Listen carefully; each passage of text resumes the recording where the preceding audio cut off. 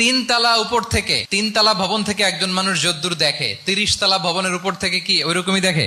Panoramic view দেখে, সে অনেক বড় করে দেখে। আর তিনতলা উপর থেকেই সামান্য কিছু দেখে। রাসূল সাল্লাল্লাহু আলাইহি ওয়াসাল্লাম অনেক দূর দেখতে পাচ্ছিলেন। 1400 সাহাবা গিয়েছিলেন ওমরা করতে, ওরা ওমরা করতে দিবে না, সন্ধি করো। তো কি সন্ধি?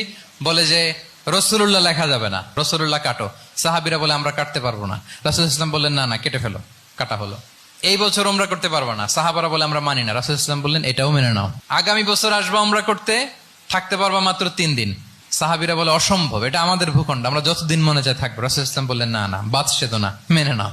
মক্কা থেকে কোনো লোক মদিনায় গেলে আমাদেরকে মক্কায় ফেরত দিতে হবে, কিন্তু মদিনা থেকে কেউ মক্কায় আসলে আমরা ফেরত দেব না। একটার পর একটা সবগুলো কাফিরদের পক্ষে যায়। কোন সাহাবা রাজি হচ্ছেন না, কিন্তু আল্লাহ রাসূল সাল্লাল্লাহু আলাইহি ওয়াসাল্লাম কি বলেন?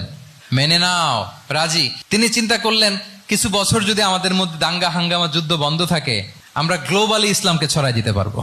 এই হুদাইবিয়ার এই চুক্তি, যেটা আদতে অ্যাপারেন্টলি মনে হচ্ছে সব আমাদের বিপক্ষে যায়, আসলে এইটাই আমাদেরকে ভূমি ধস জয় এনে দিবে।